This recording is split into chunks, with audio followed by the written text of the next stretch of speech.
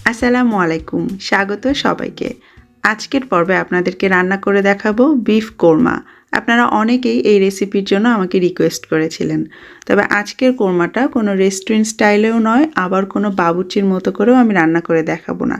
একেবারেই আমার নিজস্ব স্টাইলে আমি সচরাচর বাসায় গেস্ট আসলে বা ঈদে যেভাবে রান্না করি সেভাবে এই কোরমাটা আপনাদেরকে রান্না করে দেখাবো।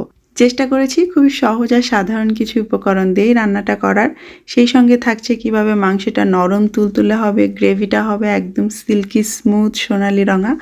এই সমস্ত কিছু টিপস অ্যান্ড ট্রিক্স নিয়েই থাকছে আমার আজকের রেসিপি। আশা করছি আপনাদের সবার খুব ভালো লাগবে। শুরুতেই আমরা একটা মশলা তৈরি করব। তার জন্য একটা বাটিতে আমি 2 টেবিল চামচ নিয়ে নিচ্ছি প্লেন ইয়োগার্ট। আপনারা চাইলে এর পরিবর্তে মিষ্টি দই নিতে পারেন, সেক্ষেত্রে চিনিটা স্কিপ করবেন। আধা টেবিল চামচ নিয়ে নিচ্ছি আদা বাটা। সেই সাথে আমাদের লাগছে প্রায় 1/4 কাপের মতো বেরেস্তা। এটা আমার ফ্রোজেন বেরেস্তা করে আমি ডিপ ফ্রিজে রেখে দিই, যখন দরকার হয় তখন এভাবে ঝটপট বের করে নেই। ঝাল করার জন্য আমি এখানে কাঁচামরিচেরও ব্যবহার করব। আমি এখানে 3টা নিলাম। 5-6টা দিয়ে দিচ্ছি কাজু বাদাম এবং আধা চা চামচের মতো দিয়ে দিচ্ছি লাল মরিচের গুঁড়ো, যাতে কালারটা খুব সুন্দর সোনালি আসে। আধা চা চামচ দিয়ে দিচ্ছি জিরা গুঁড়ো। আর আপনারা সবাই জানেন কোরমা জাতীয় খাবারে কিন্তু ধনে গুঁড়োটা একটু বেশি লাগে, তাই সেটা দিলাম 1 চা চামচ। 1/4 চা চামচ দিয়ে দিলাম গরম মশলার গুঁড়ো। লবণ দিয়ে দিচ্ছি 1 চা চামচ এবং সেই সঙ্গে 2 চা চামচ দিয়ে দিচ্ছি চিনি। এবারে এই সমস্ত কিছু একসঙ্গে খুব ভালো করে পিষে নিতে হবে। আমি সামান্য একটু দুধ অ্যাড করে এগুলোকে ব্লেন্ডারে পেস্ট করে নিয়েছি। এই মশলাটার মধ্যে আপনি চাইলে কিন্তু টমেটো ক্যাচাপও 1 টেবিল চামচ অ্যাড করতে পারেন। আমি এখানে দিতে ভুলে গিয়েছিলাম, সেটা আমি রান্নার সময় দিয়ে নিব। কোরমা টাইপ খাবারগুলো খুব বেশি ঝাল হয় না, তার জন্য মরিচের পরিমাণটা আমি একটু লাইট রেখেছি। কাঁচামরিচ এবং লাল মরিচ দুটোই দিয়েছি, যাতে কালারটা সুন্দর থাকে। বিফ কোরমার জন্য আমি এখানে 1 কেজি মিডিয়াম সাইজের কাট করা বিফ নিয়েছি। অবশ্যই সাথে কিছু ফ্যাট রাখতে হবে। অন্য যে কোনো মাংস দিয়েও কিন্তু সেম ওয়েতে আপনি রান্নাটা করতে পারেন।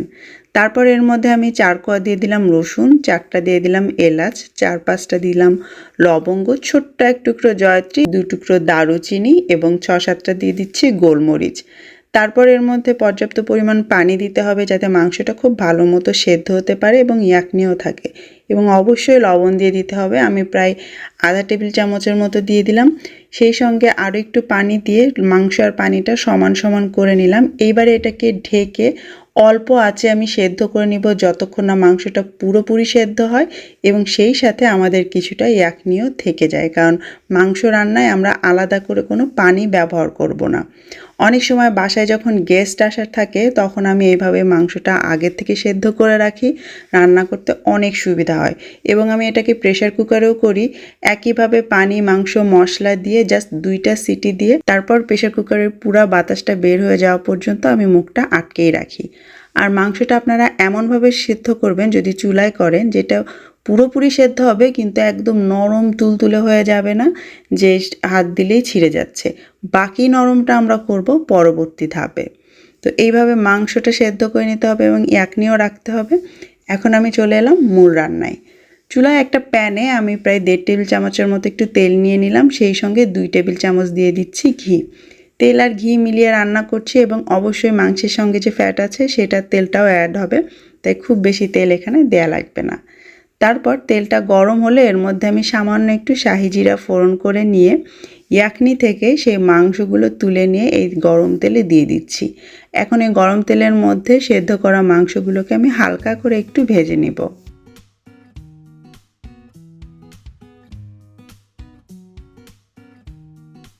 3-4 মিনিট ধরে হালকা করে একটু ভেজে নেওয়ার পর এইবারে আমরা সেই যে মশলার পেস্টটা তৈরি করে রেখেছিলাম সেটা এর মধ্যে দিয়ে দিতে হবে এবং মাংসের সাথে একই সাথে ভালো করে মিশিয়ে কষিয়ে নিতে হবে। চুলার আঁচটা আমাদের রাখতে হবে মিডিয়ামে। ভাজা মাংসের মধ্যে মশলাটা দেওয়ার পর আমাদের 10 মিনিট ধরে মিডিয়াম আঁচে এভাবে নাড়লেই কিন্তু মশলা কষানো হয়ে যাবে। তবে মাঝে একবার এর মধ্যে চাইলে একটু ইয়াকনি আপনি অ্যাড করতে পারেন। যে বাটিতে আমি মশলা পেস্ট করে রেখেছিলাম সেখানে কিছুটা ইয়াকনি দিয়ে মিলিয়ে আমি এর মধ্যে দিয়ে দিলাম, যাতে তলাটা ধরে না যায়। মশলাটা কষানো হয়েছে তখনই বুঝতে পারবেন যখন দেখবেন এর থেকে তেলটা ছাড়তে শুরু করেছে। চুলার আঁচ খুব বেশি হাইতে রাখলে নিচে লেগে যাবে, তাই অল্প আঁচে বা মিডিয়াম আঁচে আপনাকে এটা করতে হবে।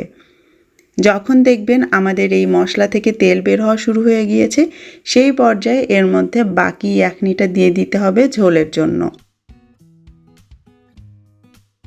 এবারে ইয়াকনি আর মাংসটা আবার একটু ভালো করে মিশিয়ে নিয়ে মিডিয়াম আঁচে এখন আমরা এটাকে ফোটাতে থাকবো। আমাদের কাজ হচ্ছে এখন এই ইয়াকনিতে মাংসটা আমাদেরকে আরও একটু নরম করে নেওয়া, সেই সঙ্গে আমাদের ঝোলটাকে একটু গাঢ় করে নেওয়া। আরও প্রায় 15 মিনিটের মতো আমরা এটাকে জাল করব। মাঝে মধ্যে অবশ্যই একটু নেড়েচেড়ে দিতে হবে যাতে তলাটা ধরে না যায়।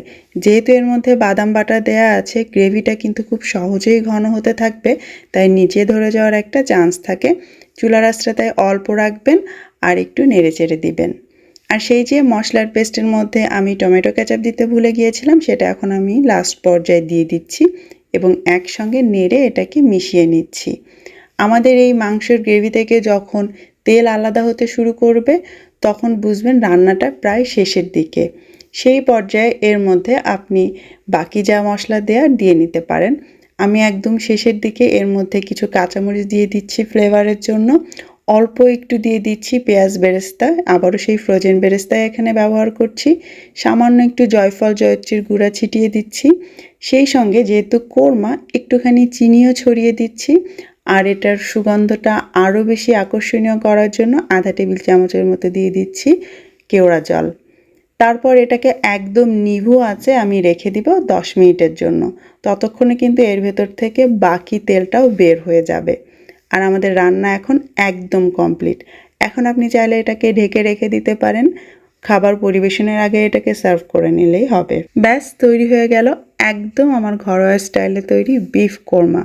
পোলাওয়ের সঙ্গে এই কোরমাটা খেতে কিন্তু ভীষণ মজা লাগে। তাছাড়া আপনি চাইলে কিন্তু এটা লুচি, পরোটা, এমনকি নানের সঙ্গেও সার্ভ করতে পারেন। খেতে খুবই মজার। আগে থেকে মাংস সেদ্ধ করে রাখলে এটা রান্না করতে এক্স্যাক্টলি 30 to 35 মিনিটস আপনার লাগবে। সময় বাঁচে আর প্রক্রিয়াটাও কিন্তু খুব সহজ, তাই না? আশা করছি আপনাদের ভালো লাগবে। ঈদ বা যে কোনো অনুষ্ঠানে আপনারা এভাবে বানিয়ে দেখবেন। কেমন হলো সেটা অবশ্যই আমার সাথে শেয়ার করতে পারেন কমেন্ট বক্সে অথবা আমার ফেসবুক গ্রুপ ফুড ফ্যান্টাসিতে। ভালো থাকবেন সবাই, বিদায় নিচ্ছি। আল্লাহ হাফেজ।